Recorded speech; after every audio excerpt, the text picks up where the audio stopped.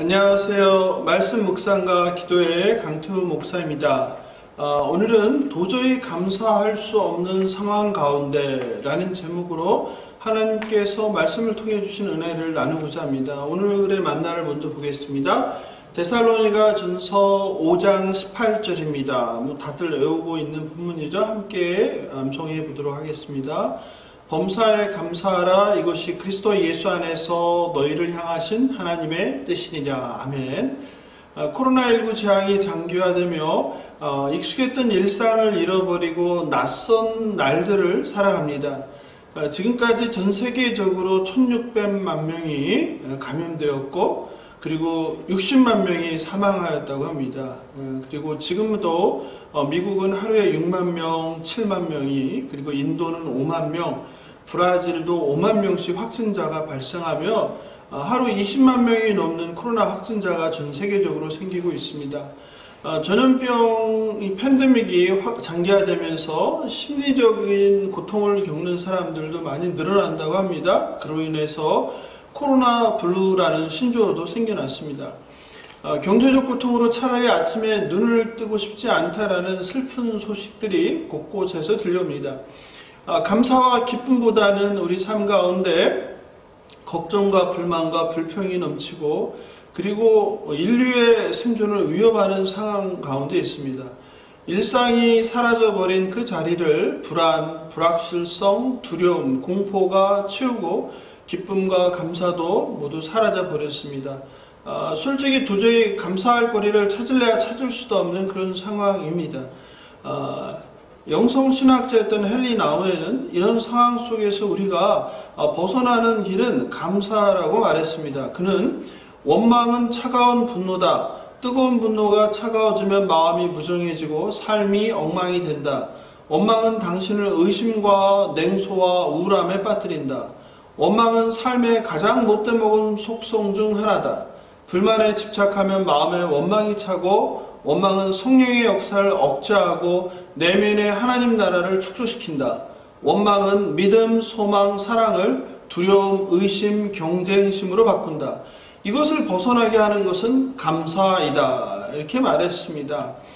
즉 나우에는 원망, 분노, 의심, 두려움, 우울이란 이 모든 부정적인 감정의 구렁텅이에서 벗어나는 유일한 방법이 감사라고 말했습니다. 마태복음 20장에서 예수님은 포도원의 품꾼의 비유를 통해서 자족이나 감사함을 모르고 불평과 원망하는 일꾼들을 책망합니다. 포도원 주인은 일찍 온 품꾼이나 늦게 온 품꾼들에게 똑같이 한 데나리온의 품삯을 지불합니다. 그러자 이른 아침부터 일하기 시작한 품꾼들이 불공평하다고 불평하며 포도원 주인을 원망합니다. 그러자 포도원 주인이 말합니다. 친구여, 내가 내게 잘못한 것이 없노라. 내게 약속한 품삯을 지불했다. 나중에 온 일꾼에게도 자네에게 약속한 품삯을 똑같이 베푸는 것은 나의 선이다. 이렇게 말합니다. 그렇죠. 포도원 주인이 잘못한 것은 하나도 없죠. 도리어 포도원 주인은 그 늦게 와서 일한 사람들에게도 선을 베품으로 인해서 자비를 이제 베풀었는데 도리어 이제 일찍 온 품꾼들이 불공평하다고 약속한 한 데나리온을 받고도 불평을 하는 장면이죠. 성도 여러분, 우리는 이렇게 이미 받은 것과 가지고 있는 것으로 감사하지 못하고 없는 것으로 또 다른 사람들과 비교함으로 인해서 불평하고 원망할 때가 많은 것 같습니다. 심지어 성경 본문의 품꾼처럼 남에게 베푼 선과 은혜까지도 주제넘게 간섭하면서 불평 삼을 때가 많은 것 같습니다.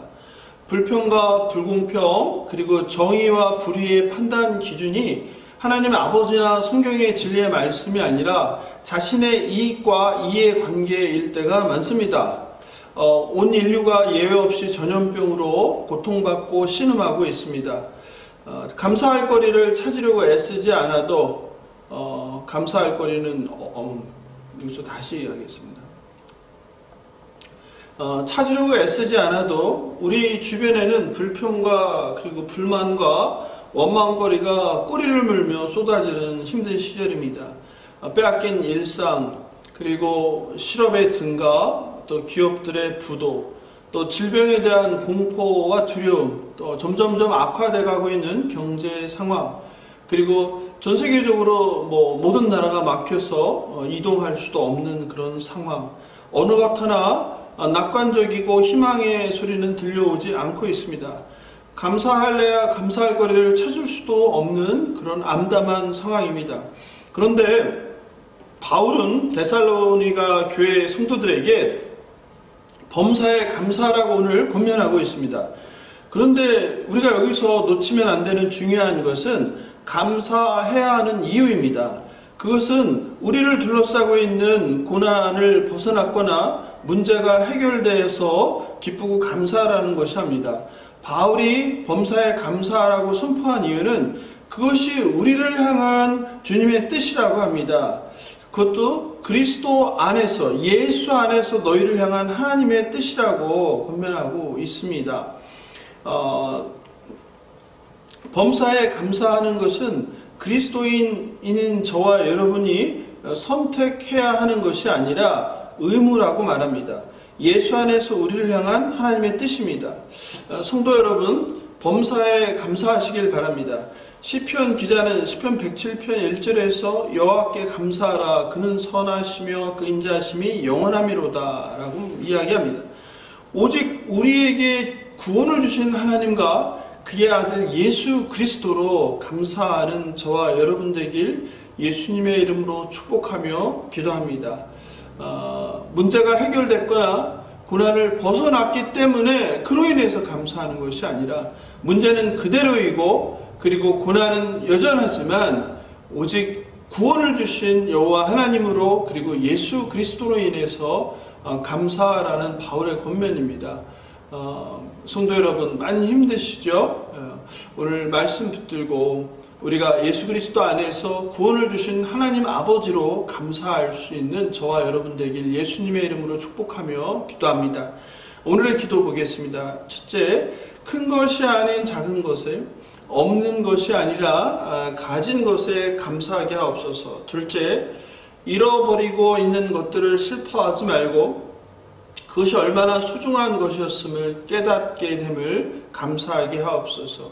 셋째, 불평, 불만, 원망보다 감사, 소망, 희망의 마음을 갖게 하옵소서. 이렇게 이상과 같은 세 가지 기도 제목으로 계속 기도하시면 좋겠습니다.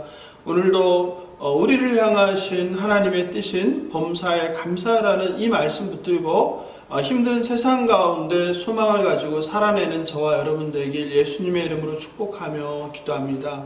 감사합니다. 안녕히 계십시오.